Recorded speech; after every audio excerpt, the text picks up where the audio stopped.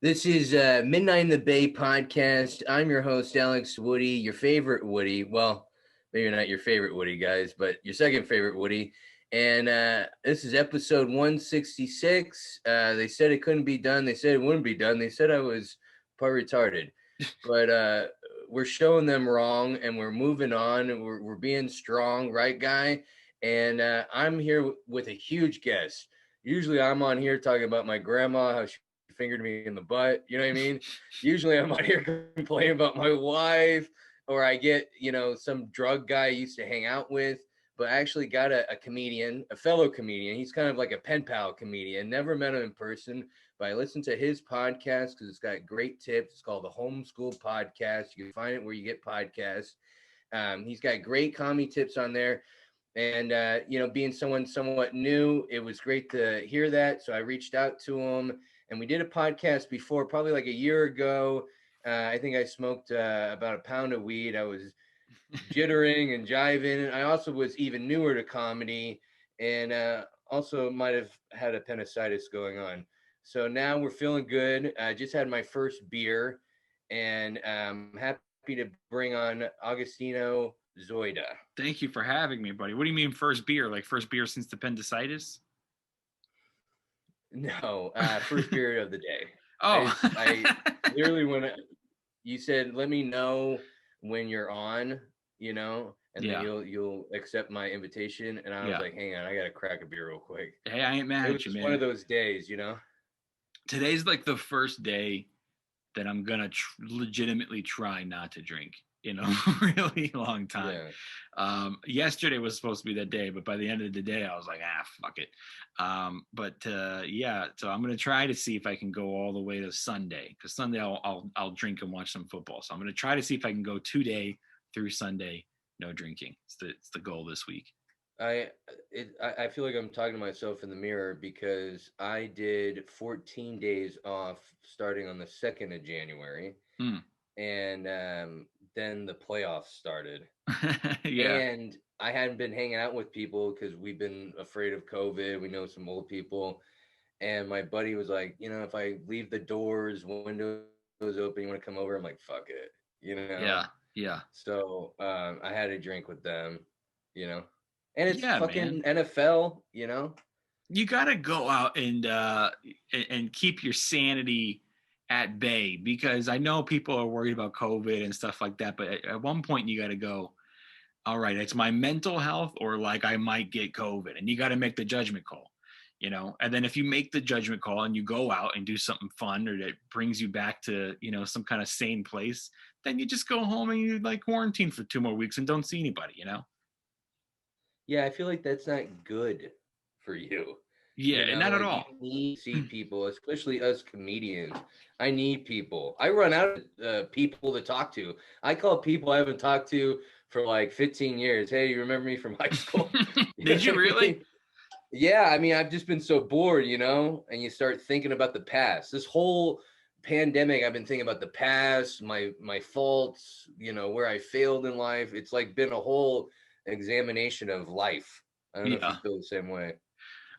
Yeah. I mean, there's been some of that, but the good thing about it is I've always kind of looked at my faults and regrets and what would I have done differently. So I think the fact that we have this pandemic makes me feel better about it, because I'm like, well, what if I did go to college and work so hard? We would have been shut down anyway. You know what I mean? Right. Like we're shut down. You're shut down with a student loan. You know what I mean? Right. I'm just shut down. Right. I get you. Looking at the positives, Yeah, but I always flip it. That's what comedians do, though. See, I know you're a good comedian because you flipped it right there. I can flip it, man. Do you normally? I feel like I just saw that episode of you with Lee Sayette, and I feel like I'm like a little skinnier version of him. If I do this, I feel like it's episode 2, part 2. Yeah. Lee fills up the whole side, that whole one side. Yeah.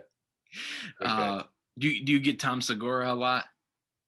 Yeah, I got two Tom Seguras last week. The subway guy and another like random guy passing me.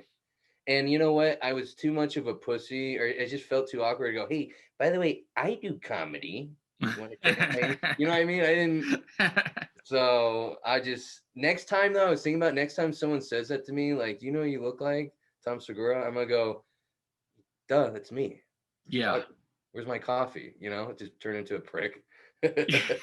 You What's should. funny is I Yeah. look like Tom Segura, but I have a personality of Burt Kreischer. I'm a party animal. I'm ready to go. He loves his beer too, bro.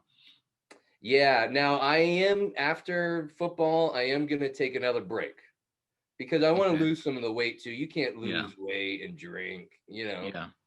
Well, I do love beer, but I actually do take big breaks from beer. Like I'm not drinking beer right now. I drink every day, but it's like hard alcohol. But I mean, beer is definitely the like really fattening. I mean, so is like a lot of Yeah. hard alcohol, but I mean, beer is like a lot of carbs, and so I won't drink beer every day. And it's not like I'm trying to really take a break from alcohol and like I want to see if I can not do it anymore. I never really had a problem until these lockdowns, and now it's like I'm drinking every night, and mostly it's like trying to fill a void of not being able to go out every night and do comedy. So I'm just sitting there and I'm drinking, and so this is just it's come to like I need to dry out for 1 week. Yeah. I just need to like have my pee not be gold for for 1 week. I feel like I gotta go become a monk after this shit's over. I know, You know what I right? mean? All the porn and all the alcohol and weed. Gonna I'm wash turning off into all the like a dirty. sinister villain. Yeah. Yeah. So do you normally not have guests on? I mean, I'm starting to more now, but I kind of like just doing it by myself because it forced me to write what's going on. And even if the jokes were shitty, I'd make fun of them being shitty. Like it was more just kind of, I liked, I can't, well, I liked Chris D'Elia's podcast back in the Uh-huh. day because it was basically just solo him fucking around, making fun of shit. Wasn't it just like And 30 minutes or something like that? they were like an hour. Oh, okay. I might be thinking of a But different so one. I mean, I started doing 30 minutes and then the more I became more studious, I guess you would say, and wanted the podcast to be more. So I started reading and researching more. Then the time started building, and also the more I did comedy, Mm-hmm. that helped doing the podcast. And then like my high school friends like it, and so I kind of played to that. And people are always curious about comedy. So that's the whole thing is we were doing shows. So if I'm doing a solo podcast, I could talk about the shows we're doing. Yeah. Now I'm like, we're going to talk about my porn addiction. You know what I mean? Yeah. So like, I can only talk about that for 5 minutes, So, So how's the show's been going? Are you trying out material? Are you doing jokes? well, remember I told you I was going to headline a gig and then I wanted to come on the podcast. Oh yeah, yeah. Yeah. So that got canceled because the second lockdown started or whatever. Right. And so I got that headlining gig. Now it's really a feature gig. It's only Okay. like 30 minutes. But it's the most time I will ever do. And that's on the 31st. But you're So last still. what? Are you still last Yeah. on the lineup? So I mean, Yeah, you are the yeah, yeah, headliner. yeah. It's Yeah, I 30 know minutes. sometimes it happens. You get the head, they call it a headliner in the middle, but You're like, I'm just last. yeah, and they're paying pretty decent. And I've never even met the person. They've just seen me. I took my shirt off at a rowdy mic. And for some reason, I got me shows, and I got me this chick. This Booker chick liked it. I told her I was married too. I said, don't invite me to touch the willy. I just here for comedy. So Hey, just hopefully yeah, they dude. like it. Whatever you got to do. Hey, you know what? I was gonna say I really liked the and I had in my notes here I want to talk about. I really liked the tip you had on one of your episodes last year with the cross that you do Oh yeah, to figure out well, your you set break it list. down for them. What do you do with the yeah, what do you do with the cross thing? Yeah, it's it's so funny. It's like my Catholic writing, my Catholic writing style. Yeah, So right. I basically just take a blank piece of paper and I write I just draw a giant like cross, like a crucifix. And I mean, I got a notebook right here, so I'll just right down the middle of it. I just draw this, like Can you see that? Yeah, there you go. Yeah. Okay, so like this big cross down the middle, and then the top left corner, I'll write home. You can call it whatever you want to call it, but your top left corner, I call it home. Okay. And then it's been a while since I've done this. And then the top right corner, I'll put new, and then the bottom right corner, I'll put premise. Okay. So here, sorry, let me put this over here. So this is the way I do it, because what happens is a lot of comics is you have your jokes, and like I'm not saying the whole written out joke. I'm just saying like, you know, your chapter title, your anchors, whatever, your bullet points, whatever you call them. You'll have like this set list, and so I'll watch so many comics like have jokes in the wrong order, or you know, struggle with building a set 5 minutes, 20 minutes, an hour. And this has just helped me stay so organized with all of your bits. So home is basically that's your set.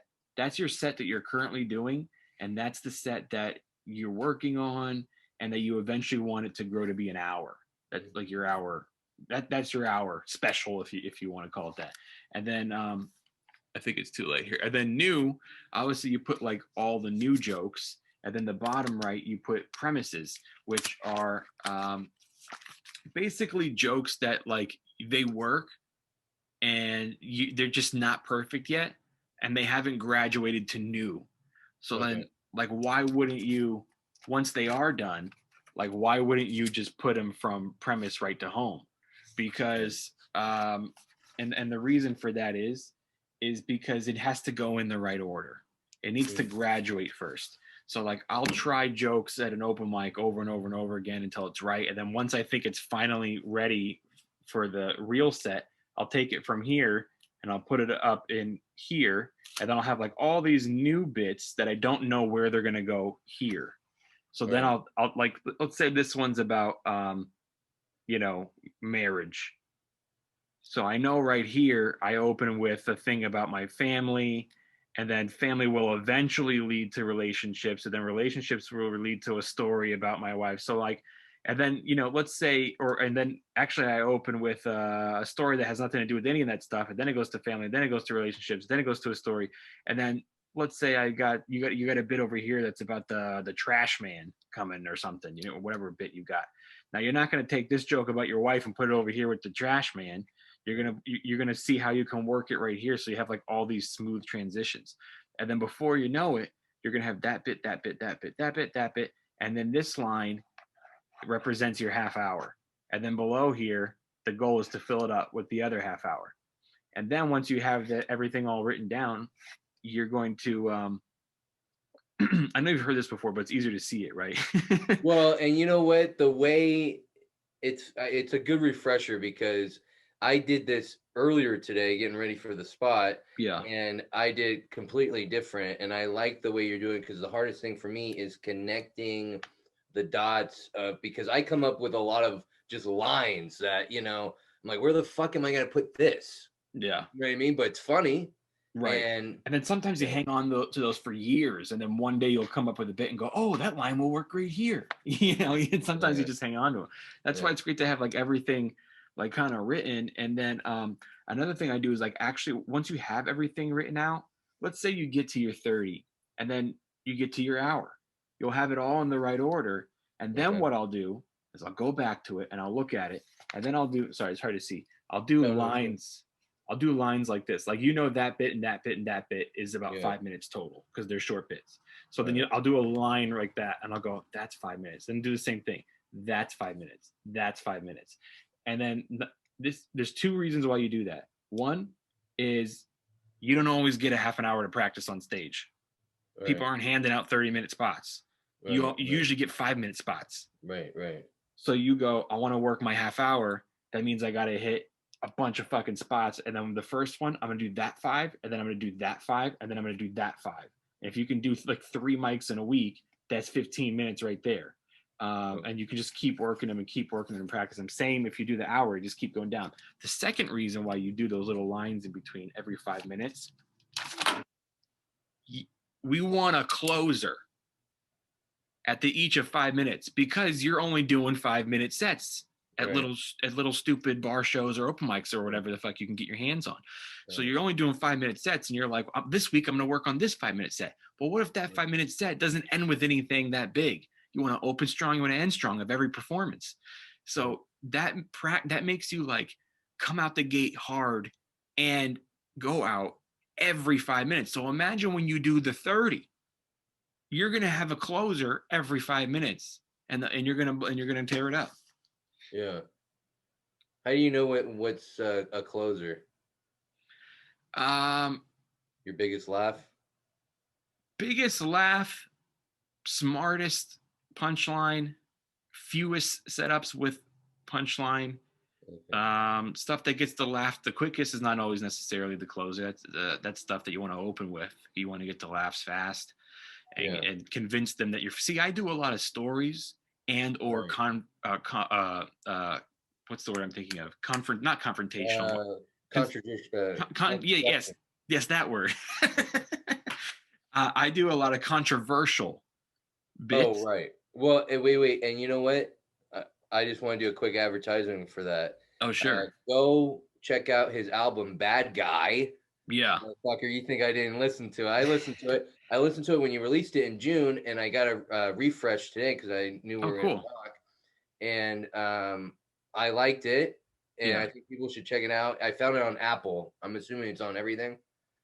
It's everywhere. Spotify, Amazon, Prime. Yeah.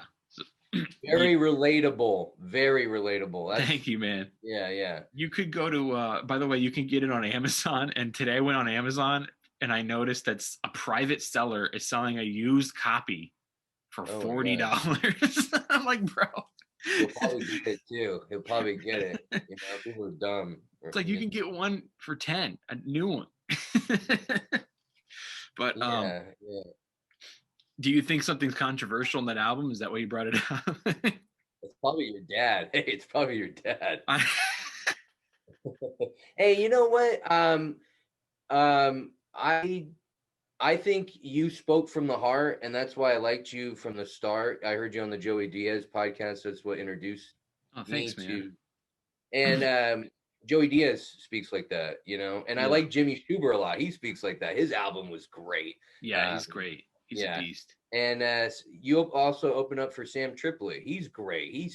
I have, yeah. Makes his mind a little too much, you know. Like, dude, he's the best, man. Institution, you know. But he's such a nice guy, dude. I don't like fake people. Yeah. And people that are afraid, and it has like affected me because I've used words, especially here in the Bay Area. Just my couple years in comedy, I've had people stop my show. Like, you can't say that. Oh, really? And and I didn't know how to deal with it. I yelled at the person. But now I obviously would make a joke out of it or something. But I like people that speak their mind. That's my point. Yeah.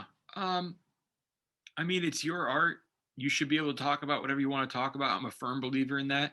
I'm also a firm believer in having common sense and knowing your audience, you know. And if you know what I mean, you gotta feel it out. You gotta see if they're ready for it. And then you can't be raunchy or offensive or dirty for no reason. Like, bro, I ain't mad at you. I have a couple of bits that are dirty, and I don't consider myself a dirty comic. I don't like to put that title on myself. I don't shoot to be a dirty comic.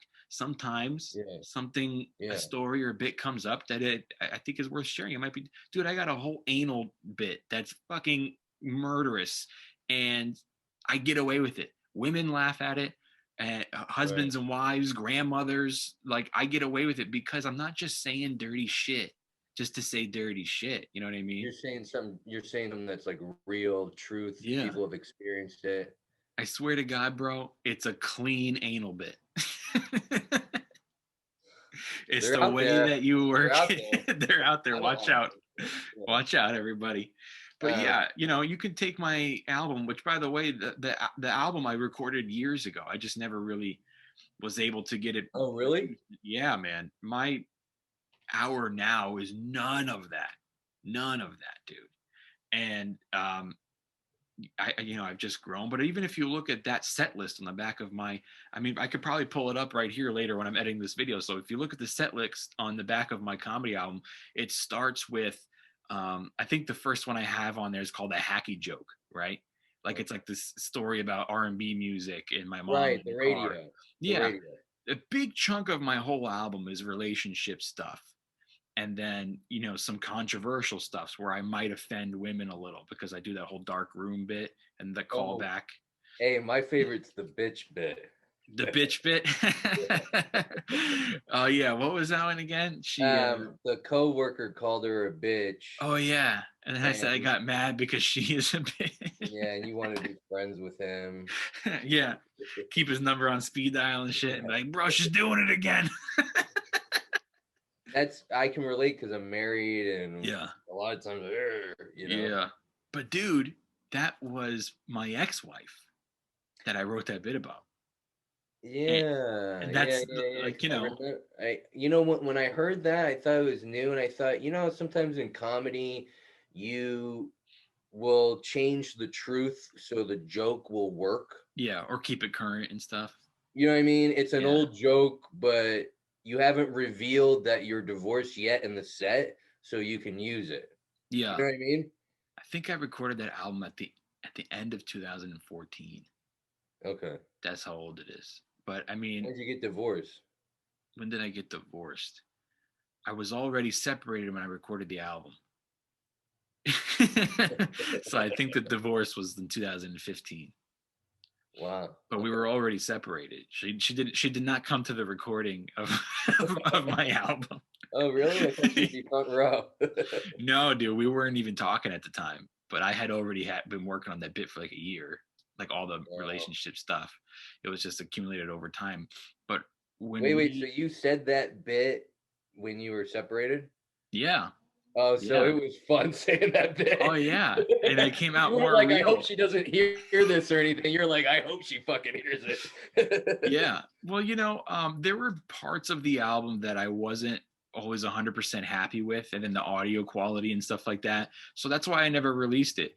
And then during lockdown, I just went, you know what? Let me take this thing. I fixed the audio. You can hear the audience laughing better. And then I just edited out a couple of bits that didn't work.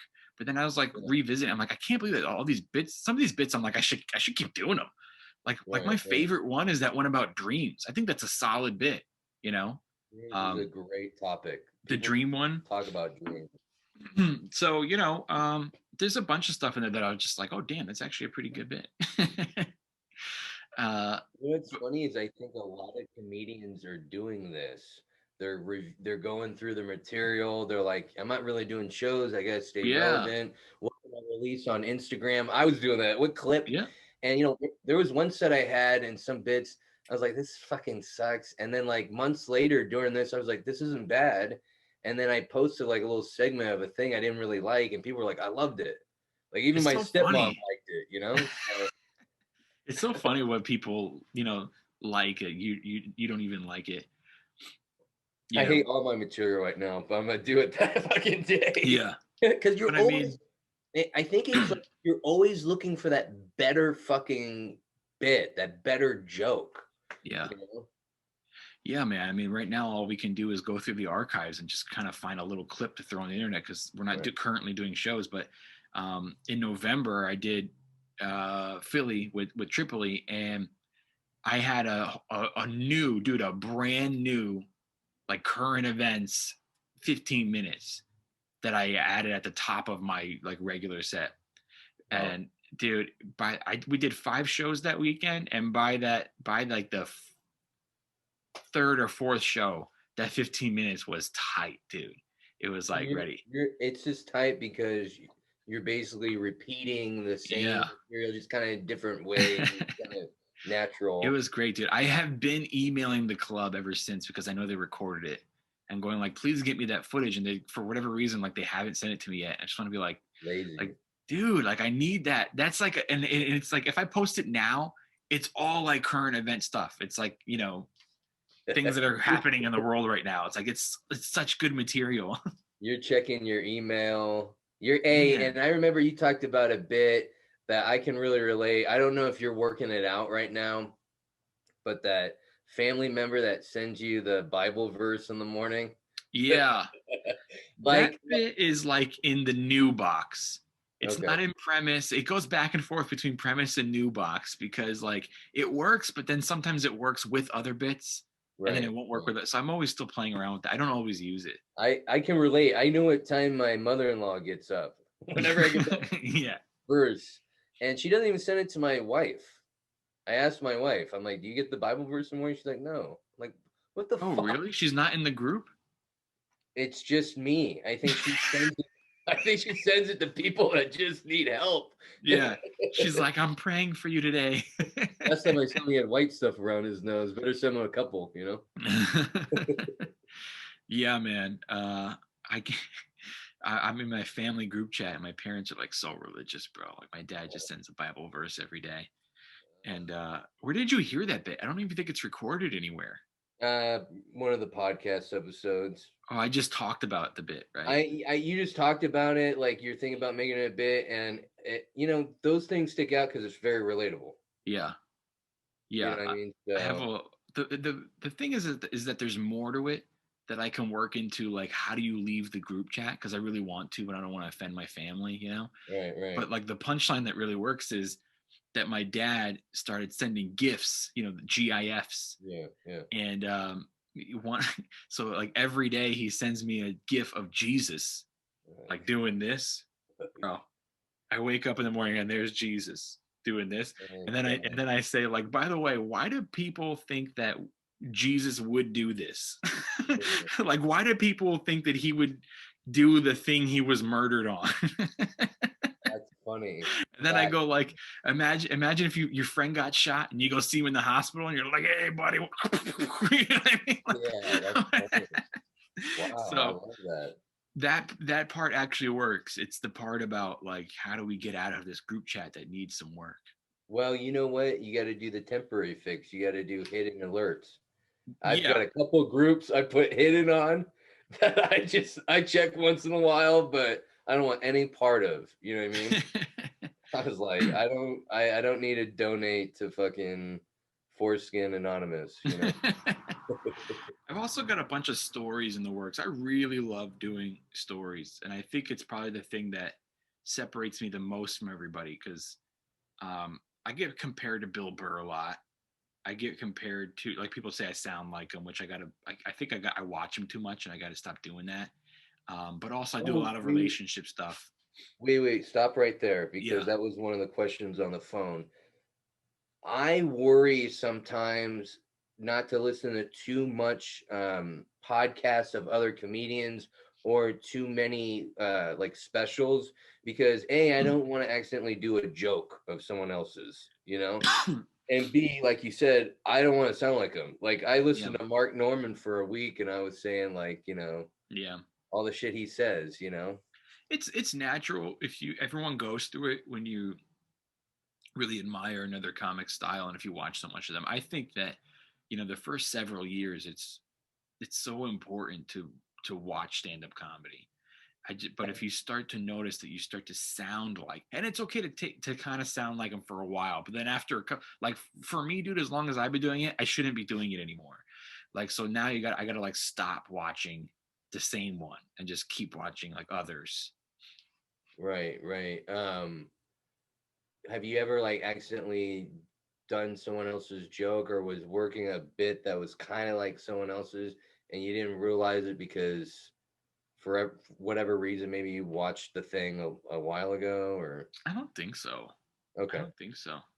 Not that I can remember. I think it's just paranoia because I'll smoke weed and listen to these. Oh, I'm like, okay. oh no, you know what I mean? So I Yeah. just kind of getting your response from that, you know. I Everyone has think their own that little take on you'll it. you'll hear familiar that it's familiar. Like if you might say it and then you might go like, ah shit, where have I heard that before? Right. Like you I know? try not to say cocksucker. You know what I mean? I Uh, love that, but we yeah. all know where that stems from. Right. And you can't help but bring your voice a little deep when you say it. You cocksucker. You're like, ah fuck, I'm doing it.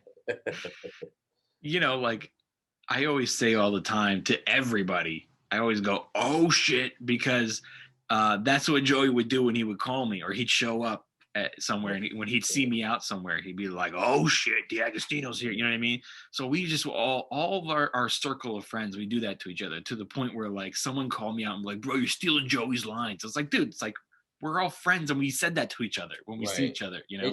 It's just like when you were friends in high school. Like I still say rat. That was a big thing. Like, oh shit, that's so rat. Like if someone does something shady. And I got it from someone in school and it just catches on, you know what I mean? I've never heard that before So ever. you never heard that? No, I've never heard anybody use that. Well, I'm gonna keep that. Yeah, keep that. That dude in high school, he don't have 148 episodes of a podcast. Fuck him. Hey, watch your tongue, 166. Oh, sorry. Hey, by the way, can you yeah. tell this is a blanket hanging? Oh no, I couldn't. It looked like a. It looked like a take curtain. this shit. That's Like this even funnier. motherfucker's from LA. I gotta look professional here. Oh, it looks great. It looks great, bro. This is a curtain, and then back here is like my gym and shit. Oh shit. I ain't that glamorous either, bro.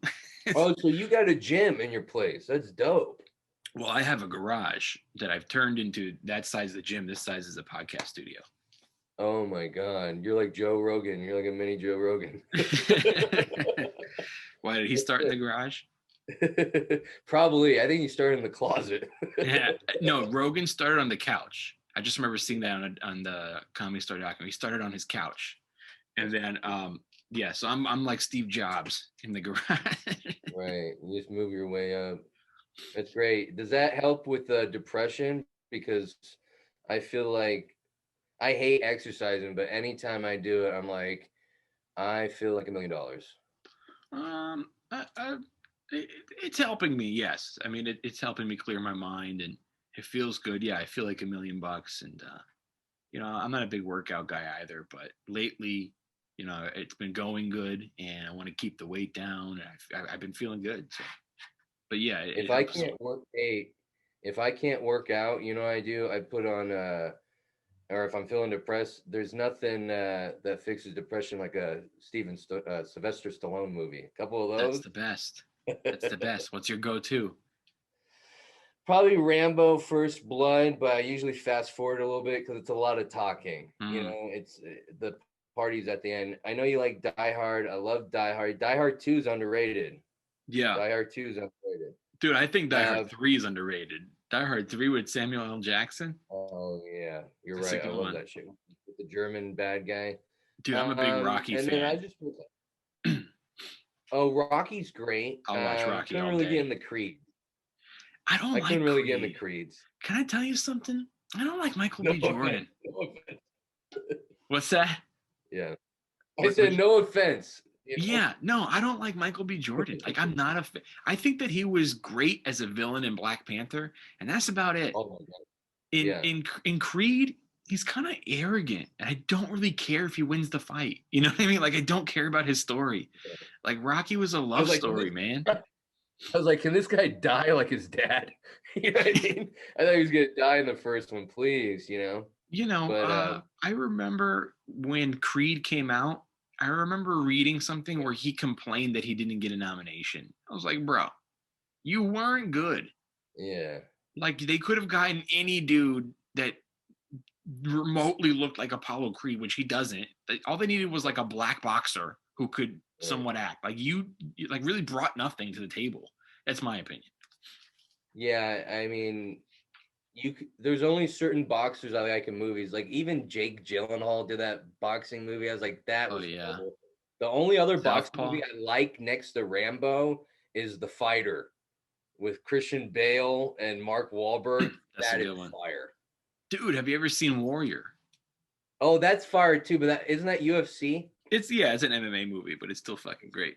It's still a combat sport movie. I'm like, wait a second, isn't that UFC? Yeah, man. I've been, I've been working out at night now because I watch a ton of movies, but I'm doing a lot of projects, writing, and I'm working out. You know, whatever it is, the nights are the hardest for me because I usually was out. doing shows or hanging out at clubs. But Right. I've been working out. I'm doing a workout right after we're done, which is why I wore this down here. Like as soon as we're done, I'll go behind the curtain and work out. Right. And yeah, and then I got to write a little. I took on a lot of projects, but like I have another project that I want to do where on Instagram I want to start recording like stories, where I just do a story. I'll do a story each episode, just kind of throw them out on Instagram. So let's hit that story thing, because I have stories I want to do on stage. I've tried and kind of improv the funny parts along the way. I have the punch, but you know what I mean? I'm still working it out. How do you go in with a story? First mic, how are you going in with the story? The first time you ever tell the story, like at a mic, you just tell the story. Just tell the story. Don't try to be funny. Bullet points or anything. Don't try to be funny. Just tell the story. You can go up there with your bullet points on the story. Yeah. Just go up there and tell the story. And then, you're gonna feel where there was no laughs. Right. And your natural instinct is going to go, let me make a joke out of this because I really don't like this not laughing. And then your body will throw something out. It might be trash. It might be something you can work with. Right. Go back and watch the video and you can see where you need to do jokes and some stuff that helps stories. Exaggerations are great. Painting a picture is good. So detail, when you say the painting the picture, that's the detail. That's the detail. It. Yeah. So, this guy walks up to me. Where were you? Weren't you at the grocery store? Why didn't you tell me that? Because that's probably going to paint a nice picture for me so you're in public. This is probably going to be funnier. And then also throughout stories, here's little tricks to get laughs throughout a story. Say things like, so I'm at home and my wife comes by vacuuming, right? Don't say that. You say, my wife comes by with the fucking Tyson. You know what I'm saying? I got you. And they'll get a little chuckle because people think of that stupid Tyson vacuum commercial, Before you go on, sorry. Yeah. Such an asshole. Someone told me once to be as specific as possible. That's funny. You know what I mean? Like you just said, the Tyson. Like saying, yeah. You know what I mean? You're brands. You're describing the thing to the T, so people have an image. I get it. Because if you say like, so I grabbed the laundry detergent, that's not a funny line. It's just a part of the story. But if you say, so I grabbed the Tide, it paints an image. It gives people, it makes it seem like you don't talk like normal people talk. Like you're really around your house going, honey, where's the Tide? You know what I mean? It's like, it's just, and then I used to do these exercises with this comic named Greg Wilson. We would do these exercises where you put a bunch of, you could do this with your wife just for fun, dude, and say, hey, help me out with a project.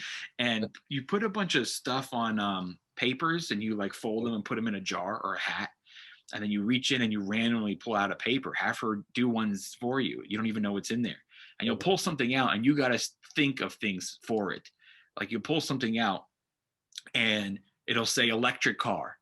So now you got to start thinking of words for electric cars. What's a funnier way to say electric car? So you don't want to do the obvious. You don't want to do the obscure. You want to do the golden ticket one, which is right in the middle. So you don't want to do Tesla. It's the obvious. You don't want to do one no one's ever heard of. So you're going to go smart car. Right. So, you know what I mean? Just have her throw a bunch of random shit in there. Then it's practice for you, and put a timer on and see, you got to come up with 3. Give me the obvious, give me the obscure, and then give me the golden. That's what they call it in comedy. The golden ticket answer. Just that one out of left field. Yeah. And then when you do stories, that cross, the cross thing you're talking about, and the Jesus saying, why would he do that? Because he was on it. That hit me out of left field. Yeah. I thought that was a golden thing. So, I get what you're saying. A left turn, they call it. Yeah. Yeah. You think it's going one way and it goes the other. And then another little tip for helping you with your story, because again, as you know, just telling the story is not always funny. Um, another little tip to make it funny along the way is reference things. If you reference stuff, you'll get a laugh where there wouldn't be. Like, if you just sit there and go, so I'm standing there and I'm really scared, you're just telling me the story. But if you stand there and you say like, so I'm sitting there and I'm feeling like the guy from, and you think of like a movie or something where it stands out in your brain, like that guy was so scared. I'm sitting there like the little kid in Jurassic Park when you know what I mean? Right. And then people laugh. They're like, oh, you put an image. Oh man, yeah. He, this is big dude. You know what I mean? And I'm picturing him feeling like a little kid scared. It says so much. It says so much. Wow, I'm thinking about how I tell stories. Yeah. Holy shit, I need a makeover. Well, dude, I still do with all my stories. Not all of them are just going to be ready for the stage. You just got to. Yeah. And you know what? I think, I'm assuming you do this, and I do this. I don't know if it's smart or not. Even on big shows, I actually did a big show a couple months ago in the Valley. It's a little less restrictive out there. And it was like fucking 200 people. Wow. And I tried a new story because I fucking love the punchline. And how'd it go? I did act outs and I improv'd it. But I guess my whole point is like, I guess there's going to be times out there you're just going to try it and risk it all. Yeah. Just you tell a story, man. Yourself, You could.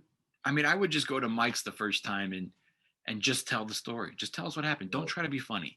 As soon as you try to be funny, you're going to lose everybody. Just tell us what happened. Tell me the story. And that's why I don't only do stories. If I only did stories, they'd all be kind of forced. Not everything's a great story. That's why I do a lot of bits, and then I save my stories for the end of my performance, because they'll be longer without laughs, as where you want to get all your laughs up front. Once you convince them that you're funny, you can do a story and it's fine. I wonder if that's why, now he's an exception, but I've studied him. I wonder if that's why Joey Diaz gets so mad before his sets. Have you heard him talk about that? He goes out there like he just, like, someone said his wife's pussy smells and he's ready to kill someone. And I kind of get that, because like you're saying is, if a story is funny, you don't have to be funny. You can just tell it. He's just naturally funny at telling stories, even if they're not funny stories. He's just funny. And he doesn't do it on stage. Like he does it off stage. The best, his best stories, the audiences have no idea. Like him just telling you something that happened that day on the patio. It's like, he just has a gift of gab. Right. So you got to look at examples like that and add to your repertoire. This is great. I love it. So you go in, you tell the story straight. I got to try this once mics start, and you just build from there. Yeah, just go in until you feel like it's ready. Don't tell a story because you want to try to prove that you're a storyteller. Tell a story because it's actually going to make for a great story, whether it be original, funny, unique, interesting. You're going to make a really excellent point in there or something. Do you do material that you find funny? Yeah. I personally like the stories the best, but people laugh the best at the bits. Right. But I'm okay with that. I'm okay with doing the story and not getting laughs, because I've proved to them I'm funny. I've got this killer bit about penises. I'm not going to lie to you, bro. I have a great dick bit. It's not a dick joke. It's a whole bit on penises and how they look and all this shit like that. And it goes great. And dick pics and all that stuff that guys send. And then I have a story about the first time I ever sent someone a dick pic. Now the story doesn't have as much punchlines, but I just murdered with this. And so now I'm taking them down. The story's fine without laughs, because you just killed them with laughs. You know what I mean? Yeah. And it's okay to calm them down and quiet them for a little bit, and everything gets real quiet, and they want to hear the story. They want to hear how it ends. As long as the story goes boom at the end, The way you're doing that, it's almost like you're petting their head. Like, calm down. Calm down. a Yeah. bit. Well, you got to control them. That's the Right. goal, is to connect with your audience, that you can bring them up when you want to, and you can bring them back down when you want to, so you can set them up again. Yeah. Well, good. Yeah, I think the one thing, and this, the early parts of comedy, it's just getting comfortable on stage, getting comfortable with Absolutely. the pauses, because I heard pauses are like really powerful in comedy, but it's like 2 seconds of silence up there, it feels like eternity. You're like, I'm Yeah. bombing. I gotta say some funny dad fuck shit, Yeah. Well, this is something that I've learned early on, is that this silence does not mean you're bombing. You've only bombed when you lost the room. Oh, okay.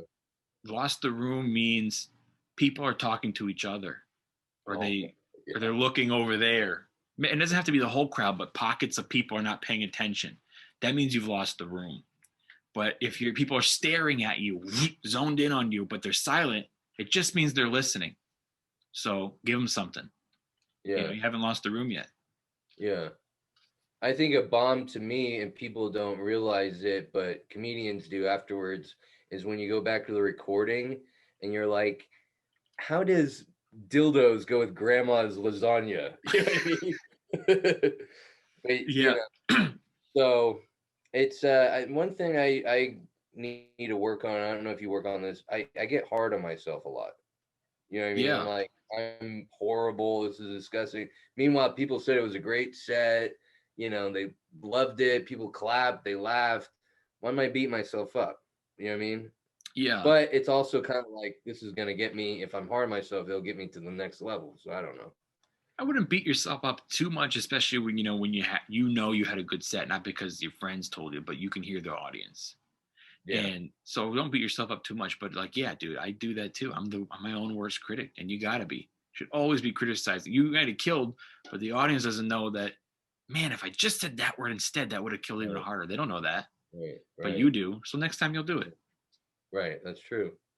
Yeah, it's hard to listen back to the recordings. I'm like, oh my God. Man, I hate I it. listened back the other day. I was like, I think I might be gay. It's horrible. Yeah. Why'd you think that, Alex? Well, I was fucking this dude on the recording. Yeah, I forgot I left the recording on. I realized.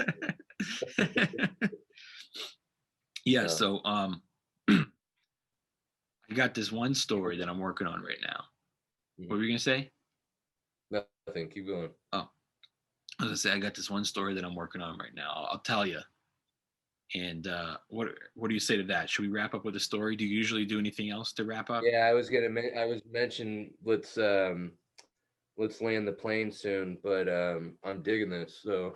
Oh yeah, so we'll wrap up with the story, and then we'll land the plane. This is an unfinished story that I want to become a story on stage. It's not yet. Okay. So this is something that really happened to me.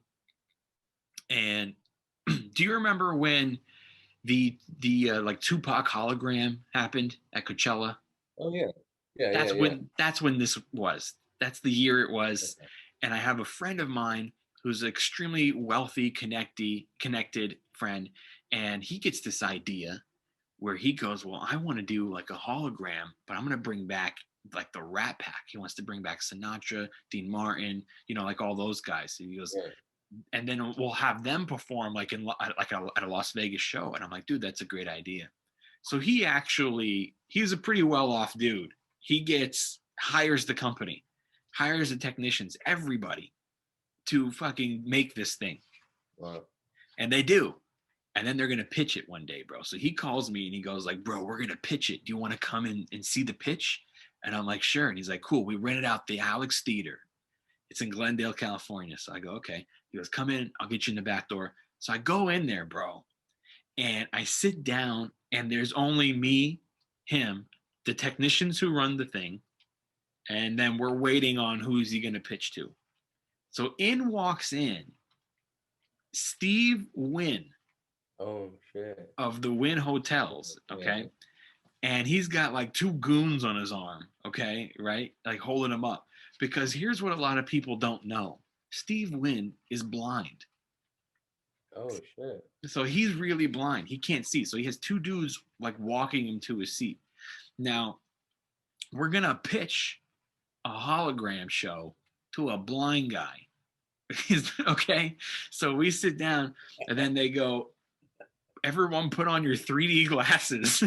So imagine, everybody's putting on the 3D glasses, but this poor blind guy acts like Steve Wynn doesn't act like he's blind. Like he's just like, give me the glasses. I got to see this shit. Like he puts them on.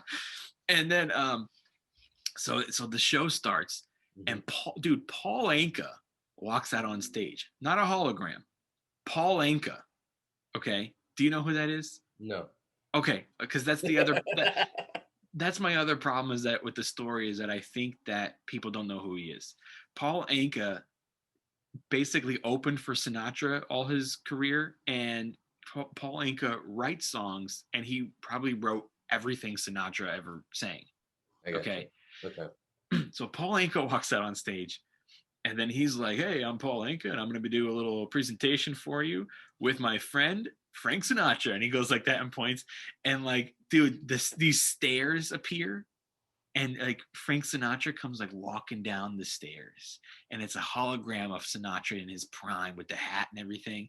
And he starts singing My Way, and he walks all the way down the stairs, gets next to Paul Anka, and they do a duet together of My Way, bro. It was crazy. And at the end, takes his hat off. He throws it into the crowd, and it's 3D glasses. So the hat's like, right? And dude, I was like, that's the coolest thing I've ever seen in my life, and I can't believe I got to be one of the first people to ever see it. So then, the lights come back on, everything's fine. Everybody's like quiet, looking at Steve Wynn to see what he's gonna say. And then Steve Wynn goes, "That was the worst thing I've ever seen in my life." Oh my God. Dude, he hated it. A blind guy is telling us that he didn't like it was the worst thing he'd ever seen. And he starts going off on Paul Anka, like right there while Paul Anka's still on stage. He starts going like, "How dare you take advantage of our friendship, and you call me all the way down to get on a plane for this shit." God. And Paul Anka is just sitting there like all like kind of retarded, you know what I mean? Like taking his ear beating. Dude, he looked like Dustin Hoffman in The Graduate when the mom's coming on to him for the first time. Like that's how he looked like in the corner.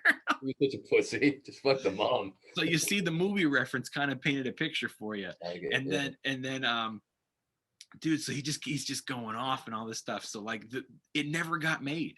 It does not exist. That show does not exist in Vegas because it was pitched to a blind man. Oh my God. And I really don't know how to end that story. And obviously it needs to move faster. It needs to go funnier.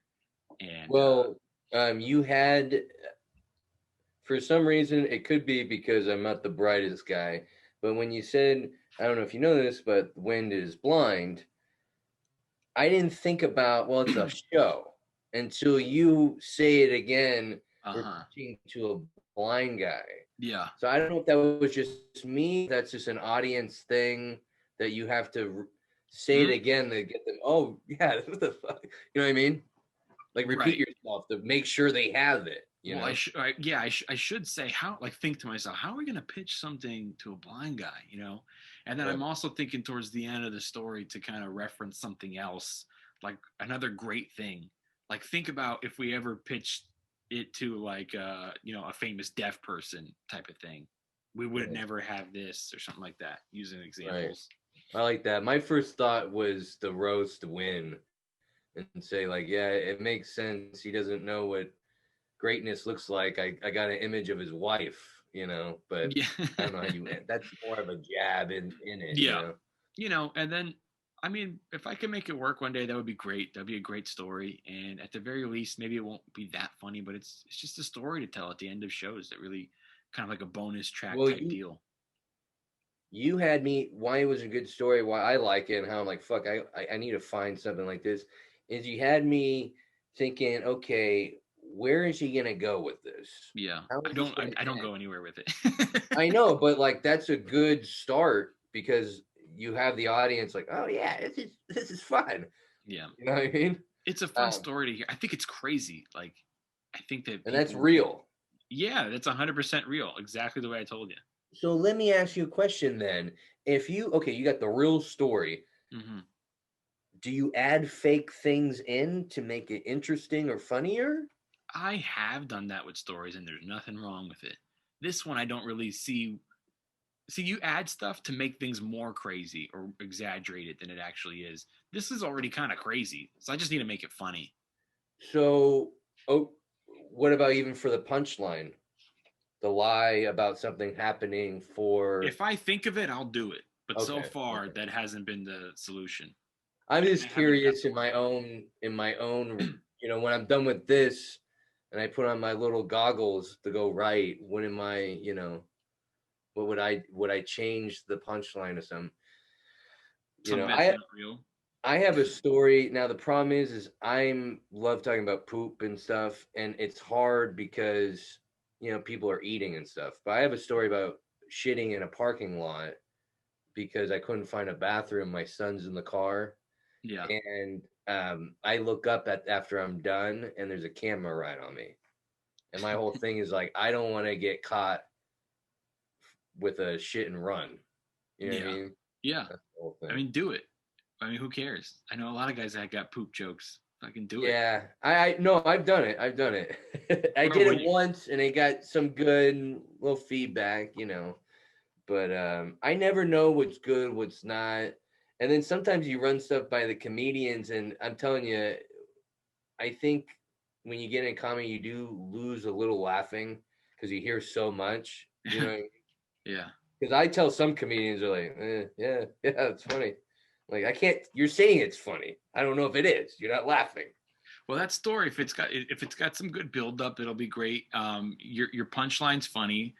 Another place that I would go with it is just like, you all of a sudden you look and there's a camera, and you can take it where I'm not even worried about getting in trouble. I should be worried about getting in trouble. I'm now just worried that like I'm on someone's camera shitting. Like someone has that footage of me now. And then you could take that to I like that's how we think. Like that's how ego we are as human beings. Like I we we get caught on like a security camera like shitting and we think that we're violated. Imagine the dude on the other end of that camera. You know what Right, I mean? right. That's good. And then Okay. I gotta do a shit and run. You know what I mean? You can throw that in there too. I wasn't talking about you. What do you mean?